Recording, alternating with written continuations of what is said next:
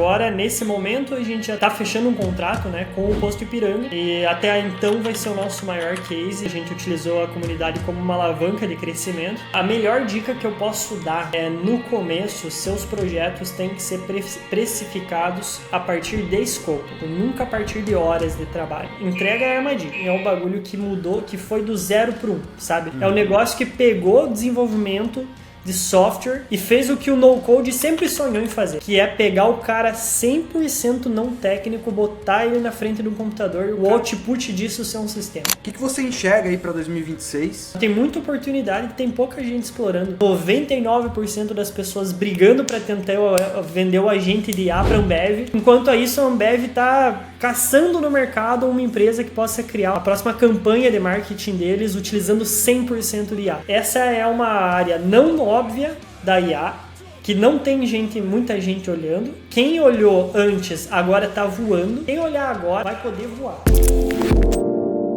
Olá a todos, sejam muito bem-vindos a mais um episódio do nosso podcast da No Code Startup. Hoje estou com um convidado ilustríssimo, um dos nossos grandíssimos alunos que já passou pela comunidade da No Code Startup.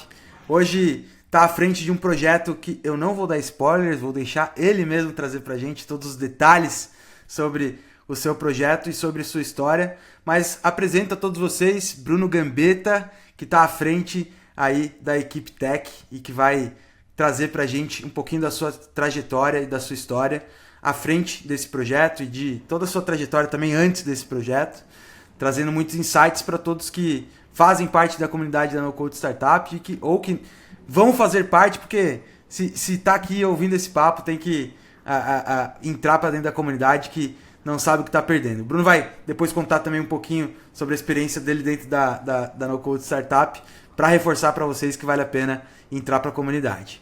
Então, para começar, Bruno, quem é você? Se apresente, por favor, para todos que estão nos escutando, nos vendo em qualquer canto do Brasil ou do mundo aí. Por favor, quem é o Bruno e como você chegou até aqui? Maravilha. Bom, vou tentar fazer a história longa parecer curta, né? Me chamo Bruno Gambetta, sou co-founder e CEO da Equipe Tech. Apresentando rapidinho a Equipe Tech, a gente basicamente trabalha no modelo de Squad as a Service, então a gente trabalha com empresas de médio a grande porte, desenvolvendo soluções para essas empresas, né, na área de tecnologia. Automações, IA, projetos e aplicações um pouco mais robustas, enfim, esse tipo de trabalho que a gente faz, né? Bom, lá em 2019 eu comecei a empreender, minha primeira empresa eu abri no finalzinho de 2019, começo de 2020, foi um marketplace que conectava universitários a mentores e basicamente fazia um trabalho de suporte ali, acadêmico, fazer o estudante conseguir se formar mais rápido, aprender o conteúdo mais rápido. Empreendi nos primeiros 12 meses nesse marketplace, a gente já tinha feito R$1 milhão de reais com o marketplace, cresceu bastante, cresceu bem rápido, a gente tinha alguns concorrentes que daí nesse momento já começaram a ficar de olho na gente. A partir disso surgiu uma oferta para comprar os nossos clientes ali do marketplace, os nossos mentores também. Aí a partir disso, né, a gente começou a namorar ali com o concorrente e tudo mais, foi vindo a conversa até que veio a oferta oficialmente ali para comprar os nossos clientes. Eu acabei saindo desse marketplace. Posteriormente a isso, entrei na 49 Educação, que é uma aceleradora de startups de Florianópolis. Trabalhei quase um ano com eles lá, fui mentor de startups lá dentro, fui project manager de alguns projetos bem interessantes. Enfim, trabalhei de perto com o Léo, que quem não conhece ainda tem que conhecer, o cara é uma lenda, enfim. E aí veio ano passado, 2024, comecinho de 2024, o mosquitinho do empreendedorismo me picou novamente. Senti que era hora de voltar a empreender. Acabou que encaixou ali com o momento da 49, acabei saindo da 49 e aí fundei a Equipe Tech oficialmente. Então já faz mais ou menos uns 18 meses aí que eu tô com a Equipe Tech. Nesses últimos 18 meses a gente cresceu muito na comunidade No Code Startups, na comunidade Low Code como um todo. A gente utilizou a comunidade como uma alavanca de crescimento. E, bom, agora, nesse momento, a gente já está fechando com marcas muito grandes. Inclusive, recentemente, a gente fechou um contrato com tá fechando um contrato, né, com o Posto Ipiranga, e até então vai ser o nosso maior case, e pretendo que daqui a um tempo a gente continue captando marcas ainda maiores do que essa. Então, esse aí é um breve resumo sobre nós aqui. Caraca, muito massa. 18 meses e já fechando com o Posto Ipiranga. Que história. Vamos ter que nos aprofundar um pouquinho mais nessa trajetória da Equiptech, né?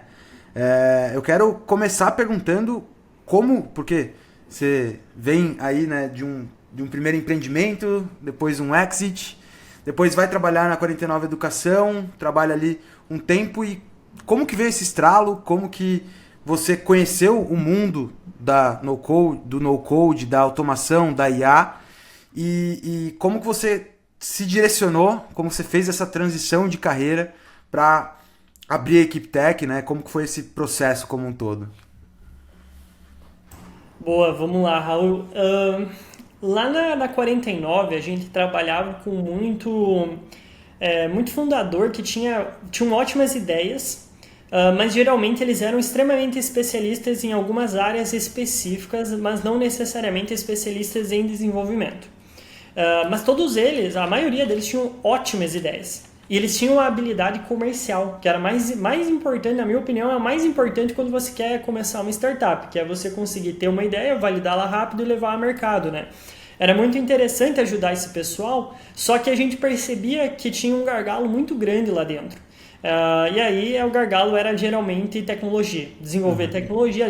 Lá dentro, a gente evangelizava muito o pessoal para utilizar tecnologias no-code. Justamente por causa disso, né? Por causa desse cenário. Era o que permitia uma pessoa não técnica pegar a ideia dela e levar ao mercado muito rápido. Lá na época a gente utilizava muito o Glide, né? Não sei se você conhece o Glide, é uma ferramenta super simples, mas é super interessante. Sim. Eu acho que para quem está começando, para quem já conhece um Bubble da vida, o Glide é um Bubble café com leite. Ele é bem simples, mas ajudava muito o pessoal. Então eu aprendi Glide lá dentro, ajudava muito alguns founders com essas ferramentas a tirarem as suas ideias do papel. Metade da minha jornada lá na 49 foi justamente destravando projetos, destravando ideias para irem para o mercado. Acabou que depois de um tempo eu percebi que a demanda por isso era muito maior do que eu tinha imaginado. Ali na 49 a gente tinha um pequeno recorte sobre como esse mercado estava aquecido, mas depois eu fiz alguma pesquisa externa e percebi que era muito maior do que eu imaginava. Pensei, cara, tá na hora de eu fazer alguma coisa a partir daí. Eu já estava com vontade também de abrir meu próximo negócio. Bom, saí já com essa ideia na cabeça. A partir daí já fui buscando alguns fundadores que queriam justamente, estavam exatamente nesse cenário, né? Queriam exatamente alguém para tirar a ideia do papel. Eu já vinha com esse meu know-how de Glide. No primeiro, segundo projeto fui eu mesmo que executei. Depois eu percebi que o Glide era um pouco limitado para o que eu queria construir com esse pessoal. Chamei uma outra pessoa para me ajudar nos projetos. Fiquei na parte comercial. Mas no finalzinho ali da minha saída, meio dentro da 49 ainda, eu estava fazendo isso. Aí quando eu chamei essa segunda pessoa, aí oficialmente saí da 49, abri a Equiptech como CNPJ Equiptech. E a partir daí a gente começou a trabalhar mais ativamente dentro da comunidade no-code startups. Justamente porque esse cenário era onde mais tinha pessoas, né? Dentro da comunidade tem muitos empreendedores querendo tirar a ideia do papel, então a gente atuou muito ali. Depois de um tempo que a gente veio pivotar a ideia, né? A gente daí depois começou a trabalhar mais com empresas ao invés de startups, mas isso demorou um tempo ali, demorou uns 8 meses para a gente fazer essa pivotagem. Mas no geral foi esse caminho que eu passei. Eu detectei uma oportunidade, percebi que tinha um caminho legal, percebi que eu conseguia fazer uma entrega legal de valor. Bom, arrisquei, né? Dei um salto de fé, como chamam no ecossistema de startups. Saí do meu emprego fixo, saí do CLT, não era CLT na época, na verdade, mas saí do emprego fixo, fui pro PJ e, bom, daí agora a gente só tá crescendo. Que show, cara. Você comentou que vocês começaram com Glide, mas como que vocês foram descobrindo novas ferramentas? Como que foi o processo também de aprendizado, né, de novas ferramentas? E como que a No-Code Startup ajudou vocês nesse processo de aprendizado de novas ferramentas? Você falou que acabou contratando uma pessoa mais técnica, você ficou mais nas vendas. Como que foi esse crescimento da empresa, né, ao longo do período? Boa. Cara, vamos lá. Desde que a gente começou a usar o Glide, na verdade, a gente já conhecia o Bubble, já conhecia Flutterflow, já conhecia Supabase. Bom, High Code, então, né, meu primeiro empreendimento tinha sido 100% em código. A gente já conhecia. A gente optou pelo Glide porque era mais simples, mas a gente já sabia que o Bubble era mais poderoso, a gente sabia que o Flutterflow para mobile, extremamente bom, Supabase, um ótimo banco de dados, usando o Web também a gente já conhecia. A gente sabia que existia, mas a gente ainda não tinha se aventurado para essa área. Quando a gente... Eu acho que não foi no nosso terceiro projeto, a gente percebeu que realmente o Glide já era um gargalo. Já não tinha mais, porque o Glide ele não permite você personalizar o front-end. Então imagina, para alguém que está construindo uma startup, né, ele quer que o sistema fique bonito, quer que fique legal, a gente já percebeu o gargalo aí.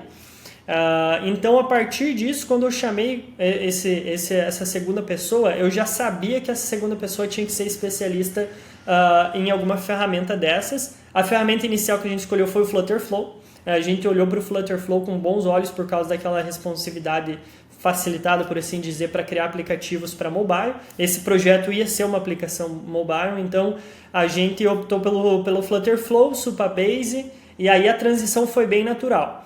E essa segunda pessoa, quando eu chamei ela já trabalhava com essa ferramenta, mas ela não era tão especialista. Foi daí que a gente se aproximou mais da comunidade no-code.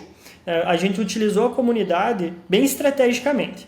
Um lado foi conhecimento, mais puro do conhecimento. A comunidade no-code startups, inclusive, era bem conhecida pelo Flutterflow, então por isso que foi a nossa opção. A gente entrou ali com essa... na época era meu sócio, hoje infelizmente ele não trabalha mais comigo, mas basicamente ele optou por consumir 100% ali do curso do Flutterflow, enquanto eu fui direto para... Na época eu acho que não tinha no Code Match ainda, mas eu fui direto para a comunidade que tem lá na Circle.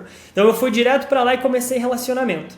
Então a gente usou bem estrategicamente. Eu de um lado lá na comunidade, criando moral, falando um pouco da equipe tech, mostrando o nosso serviço, alguns dos projetos que a gente tinha feito, e ele estudando o Flutterflow, se aprofundando ainda mais enquanto a gente executava esse projeto.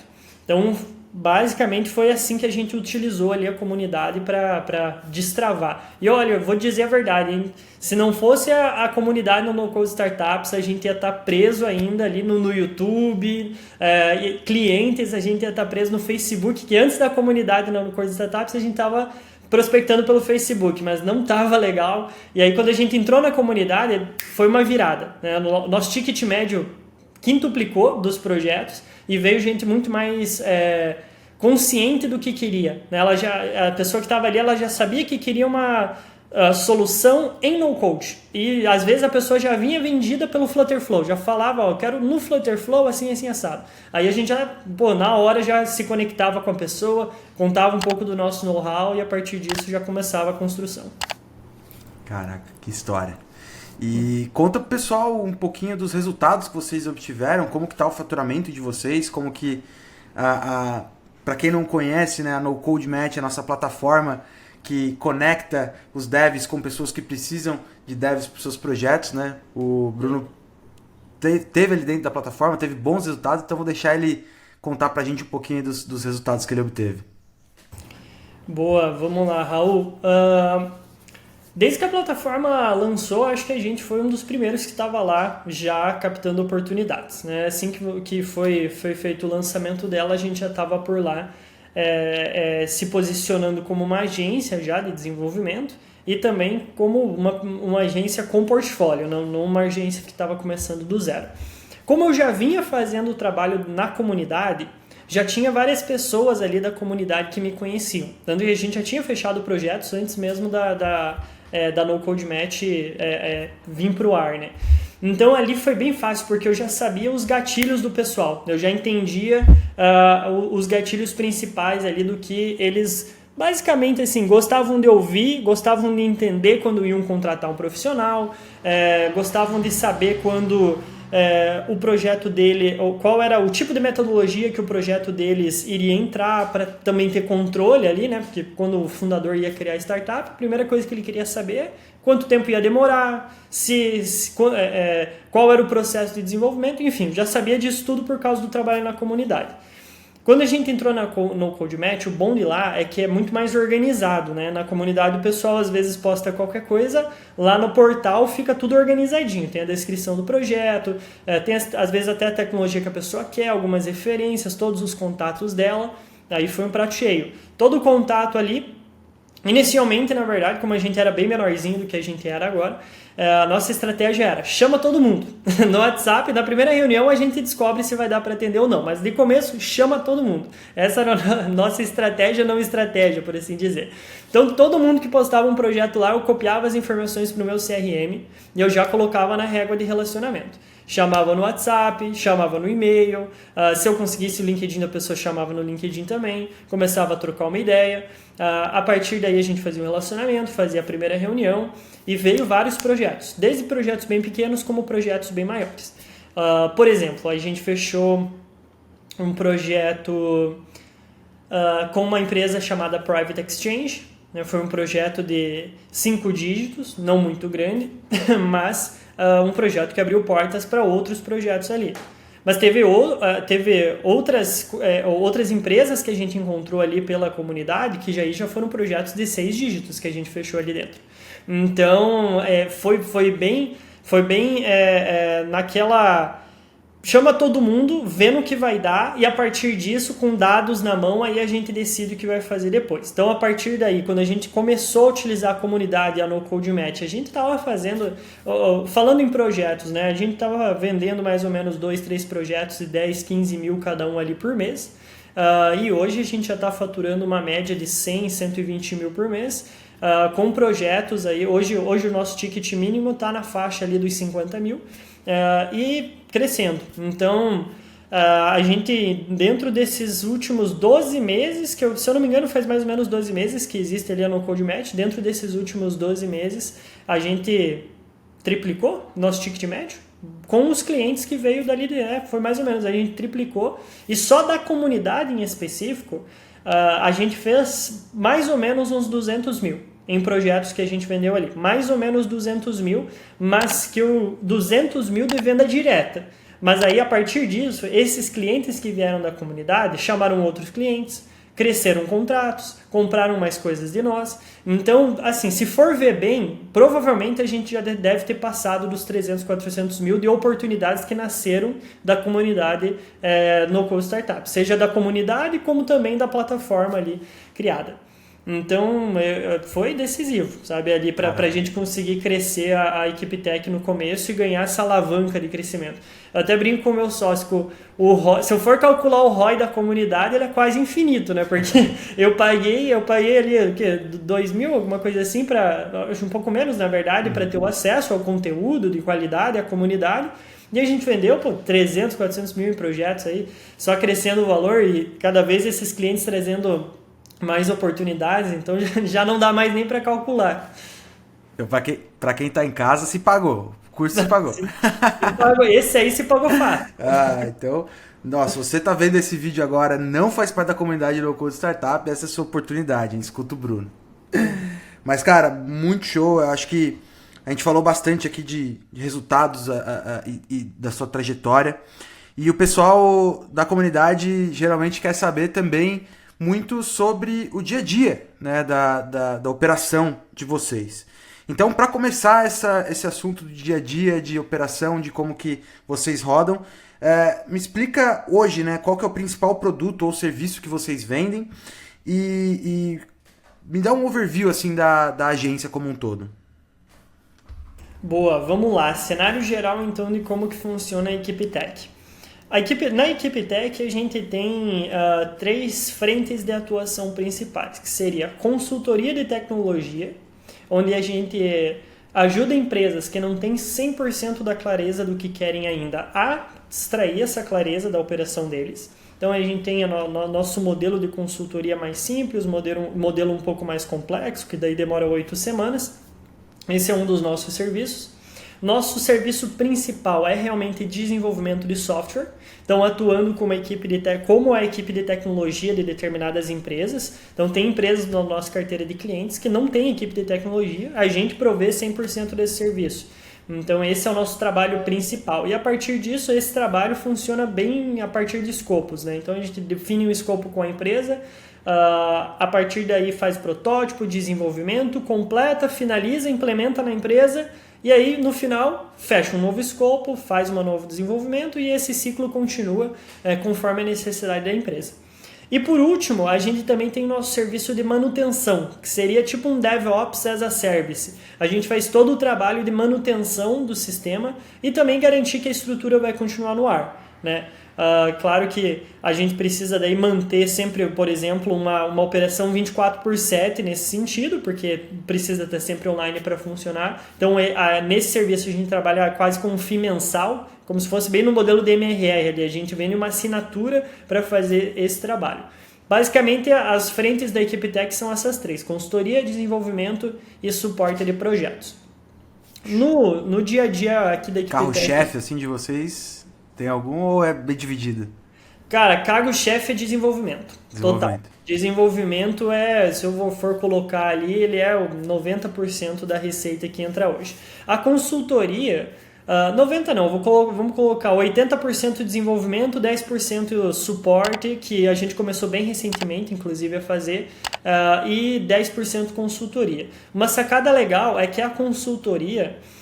por mais que ela seja um produto nosso, um serviço, ela está mais relacionada à captação de leads do que necessariamente faturamento, porque o nosso objetivo para alguém que fecha a consultoria é fechar um projeto, né? Então, se a pessoa fecha a consultoria, a gente faz todo o trabalho com a maior minúcia possível para que posteriormente a isso a gente consiga fechar um projeto. Então, ele está mais relacionado ao nosso...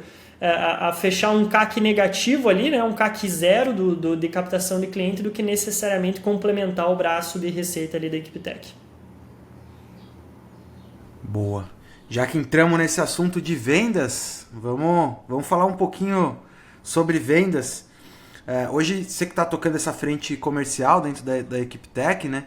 Então eu queria que você contasse um pouquinho pra gente como que funciona o processo comercial hoje dentro da equipe tech, né? Porque a gente sabe que sempre tem toda a parte de processo de venda, depois do processo de venda tem toda a parte de definição de escopo, depois da parte de definição de escopo tem a execução e no final ainda tem entrega. Então, acaba sendo um processo bem longo, né, de entrega de projeto e precisa estar tudo muito bem alinhado, né, desde o começo. Então, como que vocês fazem hoje toda essa parte de prospecção, venda e como que vocês controlam tudo isso? Massa, perfeito. Bom, a cada 6 meses eu digo que a nossa operação aqui muda completamente, né? Porque a gente está testando muita coisa. Eu sempre falo que a gente é um laboratório aqui na equipe tech. Antes de ser uma empresa, a gente é um laboratório.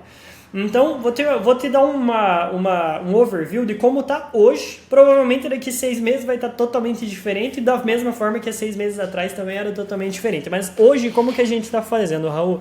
Basicamente, o nosso trabalho ele é 100% prospecção ativa e processo de vendas ativo de clientes, né? Então, a gente faz um trabalho que... No marketing, eles chamam de Content Based, ABM, basicamente, a Content Based Market. Então, a gente basicamente define uma lista de clientes, né, uma lista de clientes com fit que a gente tem da nossa base de clientes já, define quem a gente quer abordar, e aí com os nossos BDRs, a gente inicia relacionamento com essas empresas. Né? Essa é uma operação um pouco mais cara de você manter, relativamente cara de você manter, mas é porque hoje a gente está focando em grandes contas, né? Hoje a gente está focando em empresas que têm, por exemplo, no mínimo 30 colaboradores, empresas que estão faturando no mínimo 10 milhões por ano, empresas ali geralmente da área de serviço, então a gente opta por esse tipo de público, que é geralmente empresas que não têm uma equipe de tecnologia interna. Então, o nosso processo é encontrar essas oportunidades no mercado, fazer uma lista de clientes a partir de quem a gente quer abordar, quem a gente quer na nossa carteira de cliente, utilizar os nossos BDRs para fazer essa prospecção ativa. Então eles vão lá pelo LinkedIn, por e-mail, por WhatsApp, ligação, enfim, entram em contato com essas pessoas-chave dentro da empresa, trazem elas para uma primeira reunião com nós. A partir disso a gente entende a necessidade da empresa, vê o momento dela, vê como a gente poderia ajudar ela, ver se ela realmente tem necessidades de tecnologia lá dentro, né? Às vezes não tem. A partir disso, a gente, se nessa primeira reunião consegue extrair que essa empresa pode ser cliente da EquipTech, que ela está qualificada, aí a gente faz uma segunda reunião de definição de escopo, uma terceira reunião de apresentação da proposta comercial e uma quarta reunião, geralmente, com todos os tomadores de decisão de dentro da empresa, para daí bater detalhes de contrato e tudo mais, até oficialmente fechar na venda. Então, assim, em resumo, essa é a nossa operação de vendas hoje. E é uma operação que, assim, eu tô bem feliz com os resultados que a gente está tendo, crescendo cada vez mais. E em paralelo a isso, em paralelo a essa estratégia de outsourcing, de prospecção ativa, também tem o canal de Founder Lead Growth, que eu utilizo bastante. Então, LinkedIn, Instagram, mais o LinkedIn, para ser sincero. Eu estou ativando bastante o LinkedIn ultimamente, crescendo a base de clientes qualificados lá no LinkedIn, porque, querendo ou não, quanto mais autoridade você tem lá, mais fácil é toda essa outra parte que eu expliquei. Quanto mais autoridade eu tenho no assunto, vai ser mais fácil para o BDR agendar uma primeira reunião, vai ser mais fácil para a gente fazer a primeira reunião com o cliente, fechar a venda. Então, a gente tem essas duas operações em paralelo. Prospecção ativa e esse social selling, por assim dizer, essa estrutura de founding lead growth ali pelo LinkedIn. Em resumo, é basicamente dessa forma que a gente faz hoje. Show. E chegaram a... Levou um tempo, né, para chegar nesse modelo. Imagino que vamos trazer aqui um caso de uso, como se fosse um aluno novo que está chegando agora. Queria entender qual seria a sua dica para ele começar a vender, né? O que você recomendaria, por onde ele começar, né? Seria por qual caminho que você recomendaria? Boa, perfeito, vamos lá. Não recomendaria esse modelo que a gente está usando hoje, tá? Já recomendo isso porque esse modelo que a gente está operando hoje, ele exige que você tenha um portfólio muito quente de projetos, né? Então hoje a gente tem um ótimo portfólio. A gente tem empresas grandes e cada vez mais está entrando mais empresas grandes.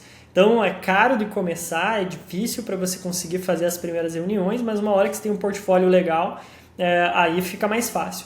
Para quem está começando, eu recomendaria fazer aquela mesma estratégia que a gente fez lá no começo, né? Usa a comunidade como alavanca. Esquece o resto do mundo. Faz só dentro da comunidade 100% do teu trabalho.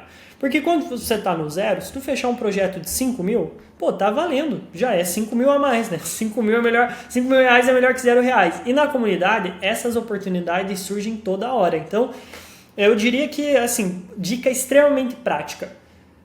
No Code Match, você vai estar todo dia lá, a cada 1 hora você vai estar vendo as oportunidades que surgem e todo mundo você vai chamar. No WhatsApp você descobre se você vai conseguir atender ou não, mas você vai chamar todo mundo que está lá. Essa seria uma parte ali da estratégia. Outra estratégia é, dentro da comunidade, tem aquela área específica onde as pessoas podem postar dúvidas. E lá é a área mais ativa da comunidade. Tem muita gente lá dentro. Toda hora tem gente postando dúvida. Agente de IA, aplicação, enfim, de todo tipo de dúvida tem lá. Aquilo lá é a área mais vibrante de projetos rápidos que você pode ter. Ali você pode ajudar muita gente no formato de consultoria também.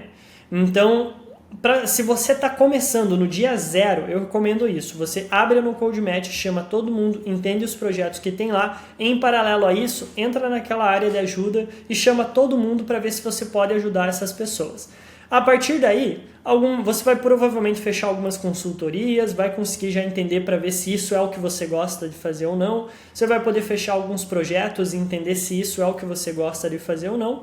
E a partir disso, você pode tomar a decisão de ou você se torna um profissional autônomo, e aí você se especializa em alguma dessas áreas, né? Não precisando de uma estrutura que nem a gente da EquipTech tem, Ou você parte para a software house, aí você começa a terceirizar o desenvolvimento e vai surgindo mais oportunidades, né? Nesse cenário, se você quiser se tornar uma empresa, aí você vai ter que colocar o pezinho um pouco fora da comunidade também e fazer o trabalho externo ali de vendas e tudo mais.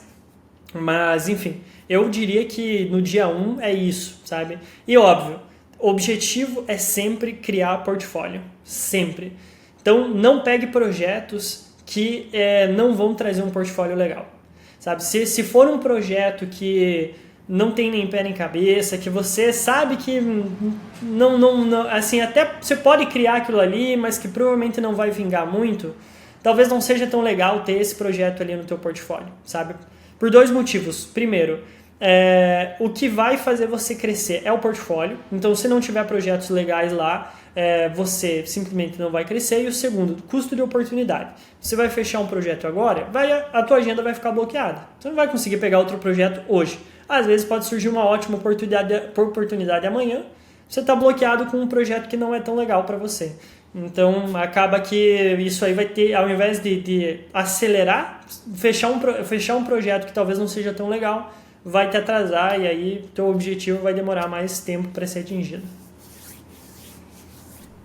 Um tema aí bem quente para todos os que nos assistem. Então, peguem seu papel e caneta e vão anotando aqui, ó. Tô anotando todas as dicas do Bruno, porque só dica fera. Então, já que falamos de venda, não podemos deixar de lado um assunto que está completamente relacionado a vendas, que é a precificação, né? Então, tem muita gente que tem muita dúvida ainda sobre como precificar os seus projetos. Vocês têm alguma metodologia que vocês usam ou usaram no começo, principalmente, que é a maior parte das pessoas que estão nos assistindo estão no comecinho ainda? Então, queria puxar esse assunto da precificação, né? Como que vocês faziam ou fazem, ou dicas que você tem para dar em relação à precificação? Boa, cara, vamos lá. A melhor dica que eu posso dar é, no começo, seus projetos têm que ser precificados a partir de escopo. Sempre a partir de escopo, nunca a partir de horas de trabalho. Ou a partir de entrega. Entrega é armadilha. Então, se a gente colocasse no ranking ali de modelos de precificação, precificar o teu projeto por entrega, ou seja, a primeira funcionalidade vai custar X, aí eu entrego e a pessoa paga. Corra disso, isso aí não funciona, porque acaba que é muito subjetivo o que é realmente uma entrega, é muito subjetivo esse modelo, então corra desse tipo de modelo de precificação. O segundo modelo seria por horas de trabalho. Se você é uma empresa maior, você vai saber exatamente quantas horas vão para fazer cada funcionalidade de um determinado projeto, porque você já fez isso antes várias vezes. Aí fica fácil, né? Se é uma empresa grande, é tranquilo precificar por horas. Mas quando você está começando, você não sabe quantas horas vai. Aí, por exemplo, tem 2 cenários. Ou você vai ser punido por ser muito bom, e daí você vai desenvolver rápido e vai receber pouco, ou você vai ser muito punido por não ser tão bom e demorar mais do que você tinha combinado para desenvolver com a pessoa, né? Se você combinou, por exemplo, 100 horas, chegou na 100ª hora, você está na metade do projeto, isso é difícil, a comunicação com o teu cliente vai ser difícil, porque, bom, ele já tinha uma expectativa de quanto ia gastar, agora ele vai ter que gastar mais e fica complicado. Agora, a precificação por escopo de projeto, ela permite com que você fixe um valor por uma entrega total de um projeto completo.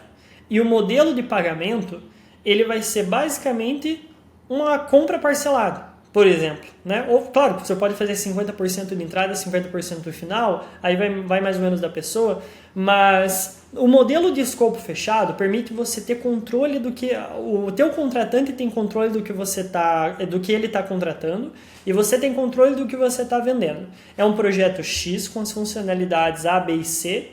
Essas funcionalidades vão ser desenvolvidas em X semanas, e a partir disso as expectativas do que o sistema tem que fazer é essa e essa. Ponto. Todo mundo é adulto, todo mundo vai entender o que está acontecendo ali, o que está sendo desenvolvido, e é um modelo fácil de entender, fácil de tangibilizar, sabe? É simples do teu cliente entender o que você está vendendo, é simples de ele entender o que está comprando. Aí, claro, na hora que você for precificar um escopo, mais uma vez, vai ser difícil você prever quanto tempo vai, né? Então é difícil você conseguir colocar um valor ali muito preciso. você vai errar. No primeiro, segundo, 10º projeto, você vai errar o preço ali. Mas se for errar, erre para cima, não para baixo. Essa é a minha dica.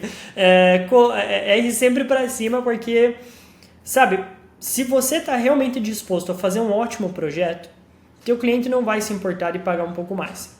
Sabe? Essa é a regra. Se você for entregar um ótimo serviço, então faça um trabalho que vale a pena. Cobre por isso, obviamente, mas faça um trabalho que vale a pena. Então, formule o teu escopo pensando em mais ou menos quantas horas você vai gastar, associe um valor a essas horas, não se preocupe em ser muito preciso, você não vai ser, mesmo que se gaste várias horas, não vai ser, e coloca uma gordurinha ali, por assim dizer, coloca um valorzinho a mais para qualquer imprevisto. Cara, se fechou, aí dá a vida para entregar a melhor versão possível daquele software dentro do escopo que você definiu. Precificação, eu acho que é isso, sabe, Raul? No começo, olha, é mais eu acho que é do que uma ciência precisa, sabe? É mais um achismo do que uma ciência precisa ali no começo. Importante demais o pessoal escutar isso. Não ficar fixo na ideia que precisa ter a precificação perfeita, né? Mais feito do que perfeito no começo. Então, exato. Muito importante isso. E falando em precificação, tem uma dúvida que sempre surge, que é como precificar os tokens. Eu não sei se vocês vendem agente de IA também ou só desenvolvimento de software? A gente também vende, e eu já adianto que é um desafio, mas pode continuar a tua pergunta. Não, que era para entender como vocês fazem essa precificação de tokens para os agentes de IA, né? Porque, ou para os softwares, caso eles envolvam token também, né? De acordo com os projetos de vocês, como que vocês lidam com essa questão? Boa, cara, essa aí é a pergunta de R$1 milhão. Como lidar, né? Porque, vamos lá, é muito difícil. Essa pergunta, ela é uma pergunta bem complicada de responder, porque ela é geralmente a pergunta que a gente só tem como responder depois que a gente faz uma POC, né? Faz uma prova de conceito. Porque, assim, antes disso, é só no campo do eu acho. Assim, pegando lá o pricing sei lá, da OpenAI, a API deles, parando para pensar ali no que a gente já fez, calculando aqui, pode ser que fique um valor entre esse e entre esse aqui. Aí beleza, isso aqui é no campo do eu acho. Para uma estimativa grossa, até é legal.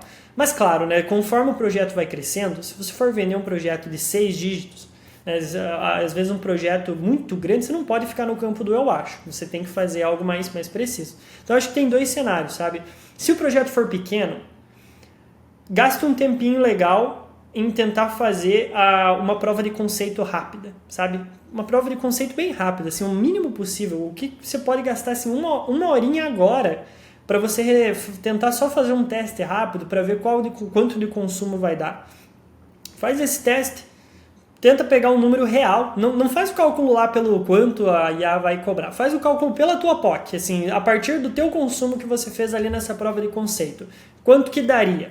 Né? Se você extrapolar para um cenário que vai ter, sei lá, tantos usuários e, sei lá, 100 vezes esse número de usuários. Faz essa matemática rápida e aí você vai ter algo mais preciso. Mas, final das contas, quando é achismo, aí realmente você vai ter que dar só uma faixa de valor ali para a pessoa. Não vai ter como você dar algo preciso.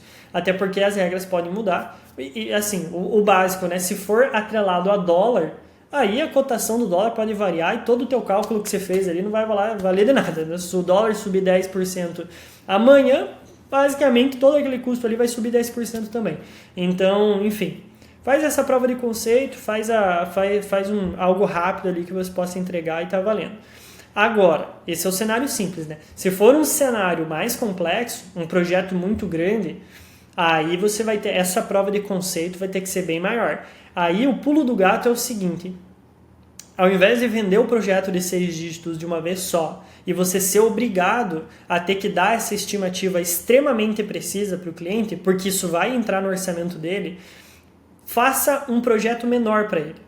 Fecha um projeto 10 vezes menor que esse. Fecha um mini contrato inicialmente, meio que num formato de consultoria. Aí essa POC que você faria, ela vai ser bem maior, né? Tipo, você realmente vai resolver o problema do cliente de forma um pouco mais profunda. Não fazendo tudo o que ele quer, mas fazendo pelo menos uma parte do que ele quer. Aí fazendo essa parte, aí você vai saber exatamente quanto vai custar, né? Porque aí você já vai colocar em produção, como a gente chama, né? Você vai colocar esse sistema lá para realmente tentar resolver o problema. Aí você vai ter dados reais, você vai ter informações reais, aí você pode chegar para o teu cliente, ó, agora eu consigo colocar na ponta da caneta. Um sistema, se tiver 100 usuários, vai te cobrar esse tanto, se tiver 200 vai te cobrar esse tanto, se tiver tanto vai cobrar esse tanto. Coloca em cima disso ali uma possível flutuação do dólar, uma possível atualização na API, mas aqui tá a documentação completa. Aí você pode entregar uma documentação completa para o cliente. Eu acho que tem esses dois cenários, sabe? É uma pergunta bem difícil. Tanto que, tipo, é a mesma coisa que o cliente perguntar, mas quanto que vai custar por mês para ter o sistema? Aí vai ver, a gente tá na primeira reunião com o cliente, ele nem sabe qual que é a ideia dele ainda, ele já quer saber quanto é que vai custar. Enfim, é bem difícil esse cenário aí, mas a gente aqui na EquipeTech vai sempre por esse caminho que eu descrevi. Show. Acho que já deu para esclarecer bastante aí, pessoal. Obrigado, Bruno. Vamos partir aqui para o próximo passo, né, dos projetos, então. A gente falou de venda, falamos de precificação. Agora, definição de escopo e execução. A gente sabe que é uma etapa crucial dos projetos. Como que vocês fazem hoje dentro da EquipeTech e quais são as suas dicas para quem está começando também, para conseguir ter porque a gente sabe que fazer um bom escopo é a base fundamental para se ter um bom projeto, né? Então, como que vocês fazem hoje? Como vocês têm uma metodologia que vocês aplicam? Qual que é o framework que vocês usam hoje dentro da EquipeTech? Boa, vamos lá. Eu não diria que tem um framework específico para definição do escopo, né? Porque isso depende muito do quão claro a ideia está na cabeça do cliente. E aí esse é o pulo do gato. O Rafael lá da Café sempre falava isso, inclusive. Você só pode vender um projeto que está extremamente claro na cabeça do teu cliente. Ele tem que saber exatamente o que ele quer. Eu sei que parece bobo isso, mas essa é a maior armadilha. E a maioria da galera que quer contratar um dev, ela quer contratar o dev para fazer tudo, até ter a ideia. Às vezes ele só tem o conceito ali do que ele quer, ele contrata o dev e assim, ó, se vira aí. E aí vamos ver no que vai dar. Não fuja desse cenário. O teu trabalho, quando você for definir um escopo, não é necessariamente só pegar uma lista de funcionalidades e descrever com o máximo de detalhes possíveis essas funcionalidades que vão ter no sistema ou que o teu agente de IA vai executar, passar para o teu cliente e pedir, é isso. Aí o teu cliente fala, não, é isso. Aí você prosseguir para a venda. O teu trabalho é definir essa lista e aí depois chegar para o cliente e passar ponto a ponto.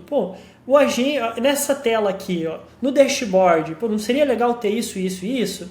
Seria. Daí o cliente fala, seria legal, seria interessante. Aí beleza, já subiu 1% da clareza do projeto. Quando o teu usuário então clicar nesse botão aqui, você acredita que seria melhor tal coisa acontecer ou tal coisa? Aí o cliente já vai sendo guiado, né? A visão dele vai expandindo.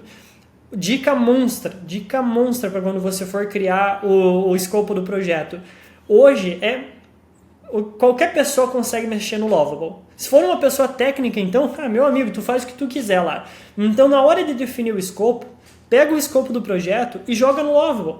Faz algo visual para o teu cliente, sabe? Faz visualmente para ele, tá ligado? E monta todo o esquema, todas as telas, os botões no lugar que ele quer, o dashboard, tudo funcional ali para ele realmente poder mexer. Aí, quando o teu cliente aprovar o escopo, meu amigo, você sabe exatamente o que ele quer. Se for um agente de IA, eu sei que é um pouco mais subjetivo, né? Mas se você já tiver um agente de IA pronto, coloca na mão do cliente esse agente de IA, pede para ele interagir e para ele falar o que ele está achando. E aí você vai anotando esses pontos. Esses pontos tem que compor o escopo. Enfim, eu acho que independente do framework, Raul, que o pessoal utilizar para definir o escopo, esse tem que ser o objetivo principal, sabe? Esse tem que ser o objetivo principal. Clareza para o cliente. Ele tem que entender o que ele está comprando. Ele tem que entender o que aquela frase que está lá no escopo do projeto significa. Então, o meu trabalho, esse é principalmente o meu trabalho aqui na EquipeTech, o meu trabalho é trazer essa clareza para o cliente. É fazer ele entender como que o sistema vai funcionar, tentar emular o que está na minha cabeça, colocar dentro da cabeça dele. E a partir daí, olha, se está tudo claro, se está legal, Pô, o protótipo sai fácil, o desenvolvimento sai fácil, lá no final o cliente, pô, tá sorrisão de orelha a orelha, felizão com o que recebeu, você fica feliz com a entrega, ele também já, você resolve o primeiro problema, ele já quer resolver o próximo problema. Eu acho que é isso, sabe? É tudo sobre clareza no final das contas. Que show. E você falou de um ponto que eu ia perguntar um pouquinho mais pra frente, mas já vou aproveitar e já vou trazer agora, que é vibe coding. Falou que vocês estão usando vibe coding aí nessa parte de escopo. Que mais que vocês estão usando de vibe coding? Qual que é a tua visão aí para esse segmento que está revolucionando o mercado como um todo? Boa, cara, inclusive vai sair um post no LinkedIn, provavelmente já vai ter saído quando essa gravação ir pro ar, mas eu fiz um post no LinkedIn sobre isso bem recentemente.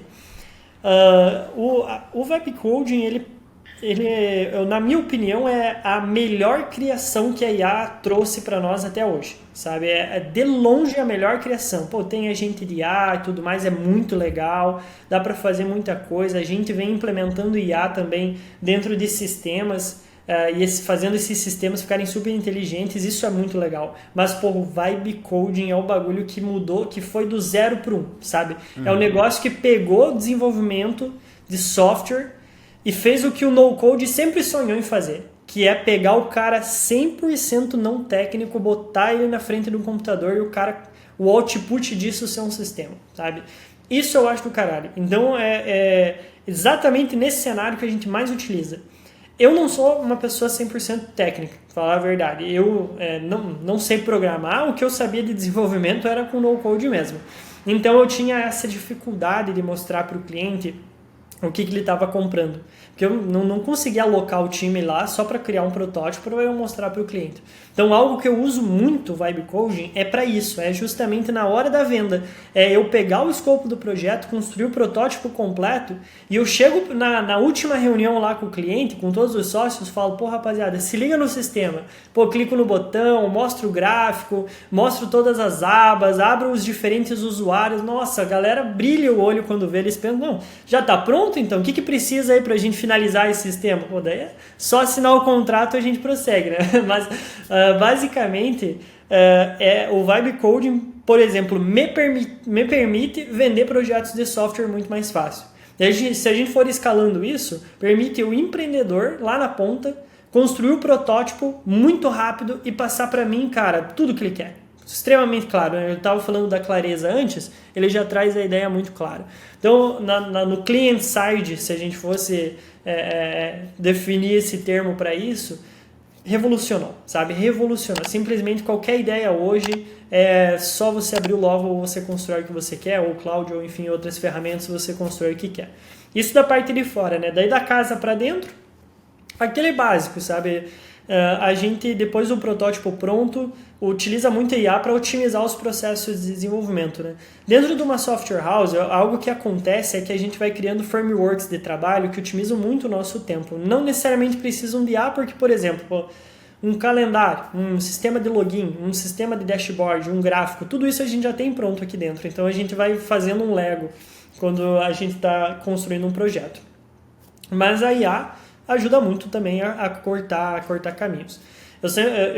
Eu falo com o Gabriel, esse é um ponto que a gente estava conversando ultimamente, que hoje não existe mais desenvolvedor front-end e desenvolvedor back-end, né? Todo mundo virou full stack, porque se você já era bom no back-end, agora você cria o front lá no Lovable. Se você já era bom em front-end, o Lovable acelerou tanto o processo que estudar back-end agora ficou mais rápido, porque você consegue utilizar a IA também. Então, em resumo aí, sou aqui, ó, 100% fã do Lovable. Que massa, cara. A gente tá vendo o potencial da ferramenta, cada dia muda um pouco mais e vai trazendo mais revolução. É algo que veio para mudar muito o mercado, né? Uhum. E... Bom, só pra gente encerrar, antes da gente ir para esse ponto de futuro, que eu ainda vou ter uma perguntinha aqui de futuro, mas eu queria entender, a gente falou, né, de escopo, projeto, enfim, chegamos até perto da entrega ali, né? Mas acho que já deu para entender todo esse primeiro passo, quais são as suas dicas, quais são as suas visões. Agora eu quero puxar aqui para quem já vendeu os primeiros projetos, já tem os primeiros clientes ali pagantes, mas quer crescer, assim como vocês, e começar a pegar cliente maior. Quais são as tuas dicas aí para esse processo de crescimento, né? Principalmente quando a gente fala de crescimento de equipe, quais foram as dores que vocês tiveram nesse desafio e como que foi aí dentro da Equipe Tech? Boa. Cara, pegar projeto maior envolve vários processos, né?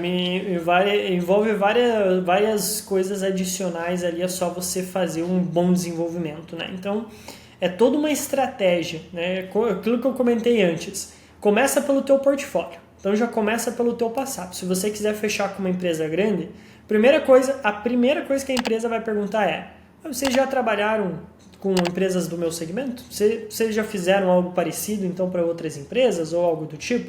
Você já tem que ter isso na ponta da língua. Então, o teu portfólio é extremamente importante.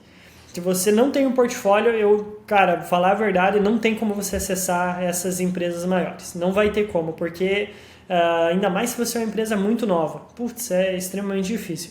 Então, na tua lista de tarefas, criar um bom portfólio tem que estar no primeiro campo ali, se você quiser acessar essas empresas. O segundo, na segunda linha ali do teu checklist, tem que ter clareza de quem você quer atender. Porque não dá para atender todo mundo, sabe? Um ponto muito importante é, você hoje, pegando no teu portfólio, tem mais empresas de indústria, mais empresas de varejo ou mais empresas de serviço? Aí o cara dá uma analisada e fala, tem mais indústria. Pô, show de bola. Se tem mais indústria, essas indústrias são meio que do mesmo nicho? Pô, são indústrias do ramo de agro. Ótimo, tu já tem um caminho, sabe? Então agora que você já tem essa pontinha, torne isso algo bem maior, sabe? Você já tem uma primeira indústria, por que não mais 5 no teu portfólio? Não mais 10, por que não mais 100 indústrias como essa que você está atendendo? Então, essa clareza de quem você quer atender é o que vai ditar você conseguir fechar contratos maiores, né? Porque você, por exemplo, não tem como fazer uma campanha de tráfego pago para tentar captar essa galera. Se você quer fechar um projeto de 100 mil, de 200 mil, de 300 mil. Por quê? Porque você tem que acessar múltiplas pessoas dentro da empresa. Não basta uma te conhecer, tem que várias pessoas lá dentro te conhecer. Né? Tipo, dependendo do tamanho da empresa, você às vezes não vai nem conversar mais com o dono, você vai conversar com o diretor. Então você não pode dar sorte para a meta entregar o teu criativo para aquele diretor. Você tem que fazer um trabalho bem mais personalizado para essa empresa. Mas para fazer um trabalho personalizado para a empresa, você tem que ter clareza no que você quer. Então é isso, ótimo portfólio e clareza em quem você quer atender. Atendo indústria, ótimo. Faz uma lista de 100 indústrias que você quer atender e chama uma por uma. Seja estratégico em quem você vai chamar ali dentro, que é muito importante. E a partir disso, aprenda a criar rapport, né? Aprenda a criar relacionamento com essas pessoas, que aí, vai destravar. Claro que a partir daí eu poderia falar mais 8 horas seguidas desse assunto e eu já poderia também escutar mais 8 horas de dicas aqui, porque a gente sempre está aprendendo em relação a essa parte. Mas vamos lá, vamos imaginar, né, que você quer criar esses projetos maiores. Vender não é a parte fácil, vender é a parte difícil, mas entregar também não é nada simples, né? Entregar um projeto de 6 dígitos é bem complicado. Então saiba que quando você vender esse projeto, tudo tem que ser 10 vezes melhor do que o ótimo. Né? O excelente já não é mais o suficiente aqui, sabe? Se uma empresa grande confia em você, que é uma empresa menor, para fazer um trabalho para essa empresa grande, não é só sobre contrato, não é só sobre uma entrega, não é só sobre isso. É sobre é sobre uma rede muito maior do que você ali dentro, sabe? Então, assim, se você quiser fechar grandes projetos, entenda que a tua estrutura tem que estar azeitada, tem que estar lisinha. A pessoa no dia 1 que assinou o contrato, ela tem que receber o mesmo tratamento que ela estava recebendo até a venda ser fechada. Você já tem que estar com o web designer preparado para criar o protótipo. Então, é bom já ter ele dentro da equipe. Se não tem dentro da equipe, é bom já ter alguém de confiança ali. Os teus devs desde o dia 1, tem que saber exatamente o que tem que ser construído. Se você não tem dev interno, recomendo a ter. Se você vai fechar um projeto de 6 dígitos, já não dá mais para ficar terceirizando para freelancer. Né? Isso aí já é loucura, já fica complicado. Bom, tem empresas que conseguem, né? Mas eu não recomendo porque é bom ter o controle da solução. Então, as dores são muito mais, quando a gente está falando de entrega, são muito mais sobre pessoas. Então, tu tem que saber isso aí, olha, quem conseguir responder essa pergunta vai ser o próximo Elon Musk, mas você tem que saber como encontrar boas pessoas, como você alocar essas pessoas no lugar certo, para que daí sim, quando você fizer a parte difícil que é vender, você conseguir fazer uma entrega excelente. E aí vem a segunda coisa mais difícil, que não é nem entregar, é reter esse cliente. Porque, cara, além de você, tem muita gente no mercado que pode oferecer o teu serviço. Mas é só você que pode oferecer da forma que você oferece. E se teu cliente curtir, se você fazer um ótimo trabalho, ele vai querer você assim pro resto da vida. A gente tem cliente aqui que eu já recebi áudio do empreendedor pedindo para a gente fazer algum contrato de exclusividade, porque o cara não queria que a gente fosse para outras empresas. Já tem outras empresas aqui que já estão trazendo múltiplos clientes deles. Então, são empresas B2B que estão trazendo a base de clientes deles para a gente atender, para a gente ficar dentro do ecossistema deles, sabe? Então, é isso, sabe? Venda bem, com consciência, né? Obviamente, entregue com qualidade, mas pelo amor de Deus, aprenda a reter o cliente, aprenda, porque é muito mais fácil você vender para quem já é teu cliente do que vai crescer. E aí vira um ciclo, né? Você vende mais, contrata mais gente boa, ganha mais confiança, vende projetos maiores e aí vai virando uma bola de neve positiva nesse caso, né? Você vai crescendo cada vez mais. Com certeza, muito massa, cara. Bom, já estamos aqui, passou rápido, mas já estamos bastante perto do nosso tempo aqui. Só queria fechar com uma pergunta, como eu falei, de futurologia aí, vamos pegar a visão do Bruno acerca do que vem por aí. Eu queria saber, Bruno, o que você enxerga aí para 2026, né, com toda essa montanha de coisa que vem acontecendo. A gente tem lançamento toda semana de LLM, de ferramenta, o Lovable voando também. O que você enxerga aí para 2026 e os próximos passos da tecnologia? Putz, essa pergunta é complicada, hein? De falar a verdade que é bem difícil da gente saber o que vai acontecer, porque há 3 anos atrás, simplesmente essa conversa de IA não existia. Ela começou a existir, agora a cada 6 meses tudo muda, né? Um movimento que eu estou percebendo que está crescendo muito e não tem tanta gente explorando é o quanto a parte gráfica da IA está crescendo, sabe?